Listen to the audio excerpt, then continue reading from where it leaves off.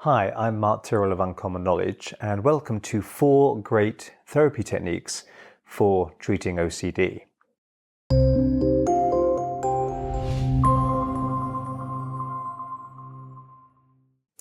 So I got a phone call and the words were, "Mark, why would anyone need to clean a spotless table 6 times a day?" And this was a guy called Peter. And he was calling to make a therapy appointment for his sister who suffered from obsessive-compulsive disorder, OCD. And I understood Peter's exhaustion. For an outsider, and sometimes even for those with OCD themselves, the obsessive-compulsive behavior is odd. Counting bathroom tiles, elaborate hand-washing routines, checking 40 times the oven is turned off, cleaning an already pristine house. Why do it? And firstly, I explained to Peter that OCD is essentially an anxiety-driven condition. I told him compulsive behavior can also be observed in animals, if they're too narrowly confined and have elevated levels of stress hormone. But like all repetitive behaviors, the compulsion may start to function like an addiction. So the OCD sufferer may feel they have to do increasingly more of their compulsion just to feel normal, just as the addict may need to take increasingly more of a substance to get the same hit. So OCD can be seen as an attempt to stave off anxiety and get a sense of control. And there's often a superstitious element to obsessive behavior as well, with the sufferer ceaselessly checking or counting or cleaning, and with the feeling that that will somehow stop something bad happening. Okay, but what that something may be isn't always clear. So OCD can be understood as a profound fear of not carrying out the activity, whether that's a physical activity such as cleaning or a mental activity such as counting or checking. The fear of not giving into the compulsion drives the compulsion. So OCD often oscillates between being really bad, quite bad, or barely noticeable. And it tends to worsen when background stress levels are higher than normal. So it's always a good idea to get a general sense of how your client deals with stress and how they're meeting their primal human needs in life. So with that in mind, here are 4 handy techniques to help your obsessive-compulsive clients put all that behind them. So OCD technique number one is use the rewind technique. If we ask our OCD clients straight out to imagine not doing their compulsion when they'd normally be doing it, they're likely to get anxious at the thought of not carrying out the compulsion. Now, I think all psychotherapists should anyway be adept at using the rewind technique to help phobic or badly traumatized clients, but this same powerful fear-diminishing technique can be very effectively used for OCD sufferers to neutralize and calm the terrifying thoughts of not carrying out the compulsion. When your client is relaxed about not engaging in their compulsion, then the compulsion is as good as gone. So number 2 is separate the OCD from the client's core identity. So as with all emotional problems, OCD is not the person. OCD is more like a parasite that spoils a person's life and makes living much more difficult. So the more we can separate and even make unfamiliar a state of mind for the client, the more easy it is for them to detach from. So rather than talking in terms of, so you being OCD has made life quite difficult for you, we can talk about, so that OCD has been making your life quite difficult. Okay, we're removing it from their core identity by the way we're discussing it.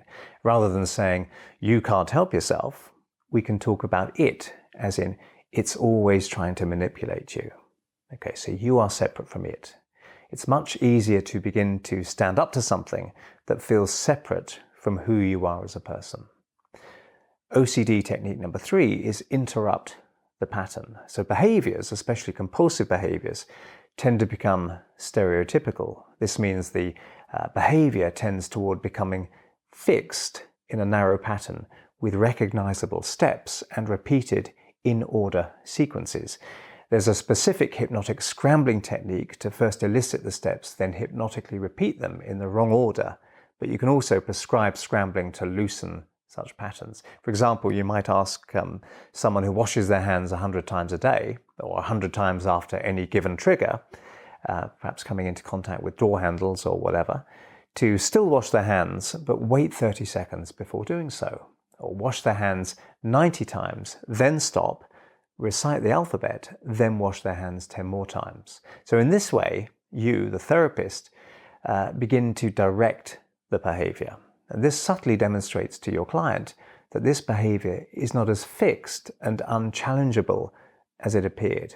Changing it in small ways is a positive prelude to removing it completely. And this feels much less threatening than trying to get rid of it all in one go. If you've used rewind, after the rewind has been used, then clients will often feel much less compelled to continue with their previous compulsions anyway, and their activity will feel even more pointless when they're doing it. And number 4, use hypnosis to fight hypnosis. OCD is anxiety-driven, but it's also hypnotic. Sufferers often report being tranced out, totally focused on what they're doing and oblivious to the world around them. Time can disappear. They may also experience, this hypnotic time distortion, which is such a central feature to trance, and be quite unaware of the length of time that they've spent engaged in their activity.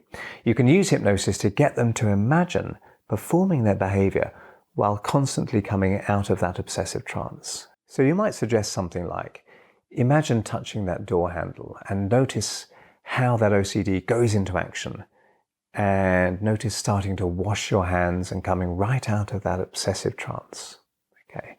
And with your hands still under the water and looking out of the window and noticing 3 things you can see out there. And as you wash those hands some more, you come right out of that obsessive trance and step back a little with your right foot and then your left foot. And in this way, we start to use therapeutic hypnosis to break the negative trance of the OCD. We're teaching them to come out of the trance state. And at the same time, we're training them to loosen up the compulsivity of the activity. So it's like a scrambling pattern as well. OCD sufferers and their loved ones often look terribly haunted and bowed down by their condition. And in my opinion, there are few things more satisfying than helping them to free themselves from the OCD. So I hope you found this useful, and if you did, please hit like and subscribe. And if you want to hear when my next video is published, hit the notification bell below. I'm Mark Tyrrell of Uncommon Knowledge, and if you'd like to subscribe to my email newsletter, you can find it over at unk.com/blog. Thanks for watching.